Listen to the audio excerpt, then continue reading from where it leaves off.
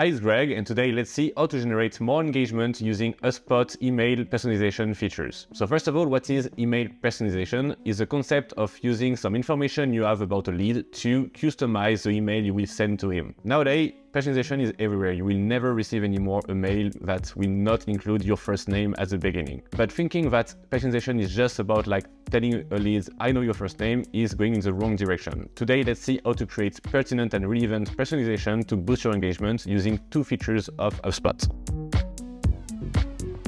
But first of all, why it is important to create email personalization? As I said before, everyone is using it now, but the main goal is to create a stronger relation between you and your leads. A lot of companies are using personalization just to trick their leads and pretend they write manually the email, but no one is fool and everyone understands that it's automated emails. The real goal of personalization is to add value in your communication. A good personalization would be to use what you know about a lead to create a custom email bringing some values. For instance, you know their point of interest, pain points, obstacles, and you will design a content related to those different points. In other words, personalization is not about tricking people, but bringing more value to them, thus getting better engagement in your campaigns. And HubSpot brings us two different features that will help us reach this goal. The first one is Personalization Token, and the second one is Smart Rules.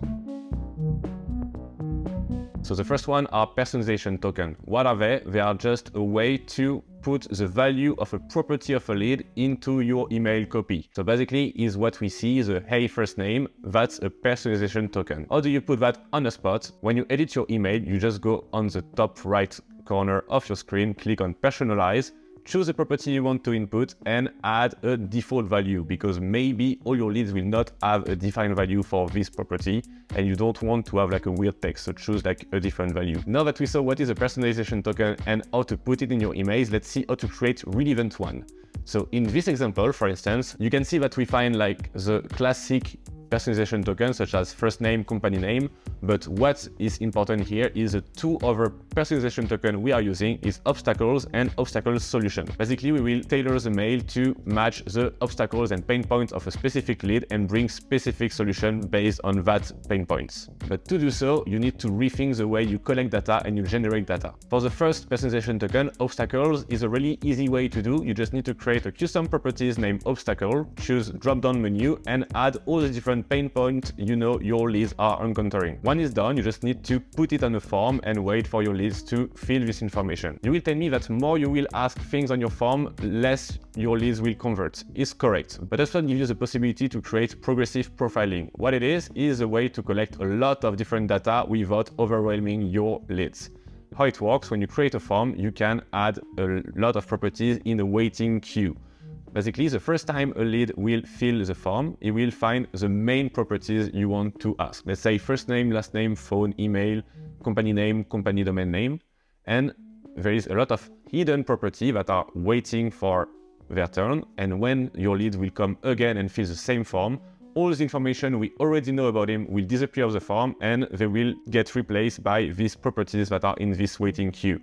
That's progressive profiling, and that way you can just push your leads to fill forms again and again and get all the information you want to collect. But the second example of properties I'm using in this email is obstacle solution, and is not something you can ask because it's information that you will deliver to your leads.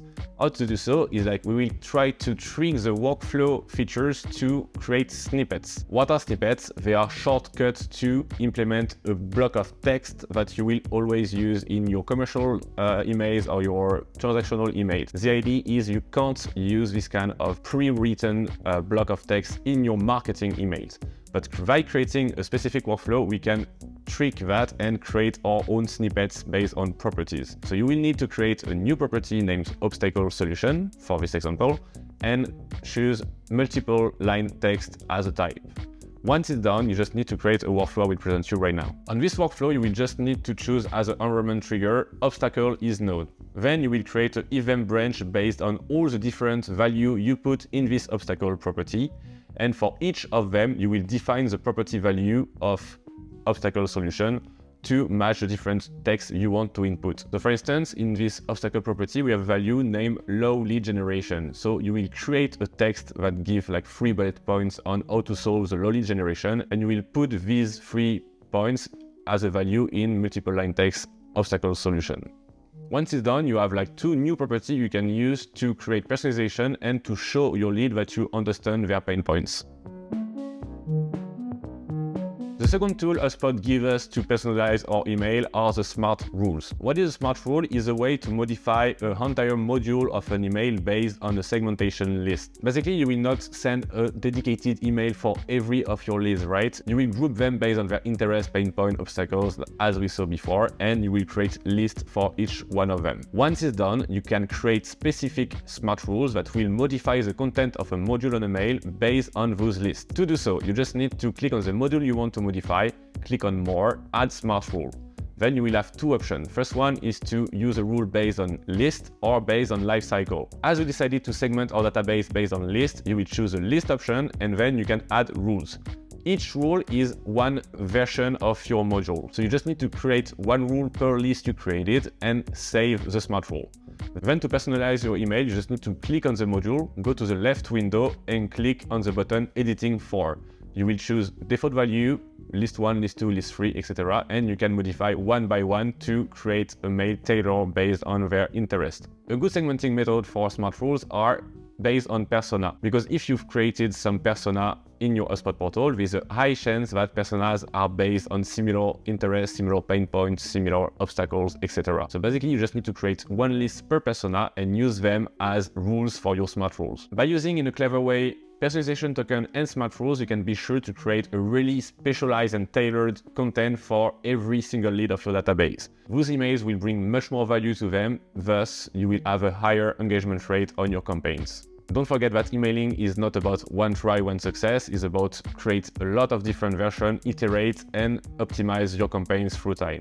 To do so, don't forget to create A/B testing to use different personalization and see which one resonates the most with your targets. I hope this video was clear enough. If it's the case, don't forget to put a thumbs up and subscribe to the channel to be sure to don't miss any new videos. And if you want to go deeper in your HubSpot understanding, I create a private web page in Notion named the Workflow Box. In this page, you will find all the workflows I presented on my different channels. For each workflow, you will find a dedicated tutorial video, a detailed blog post that gives much more context about that workflow, and an action plan based on a to-do list to make sure you can follow every single step to bring this workflow to your portal. It was Greg. I wish you a great week and see you next Monday.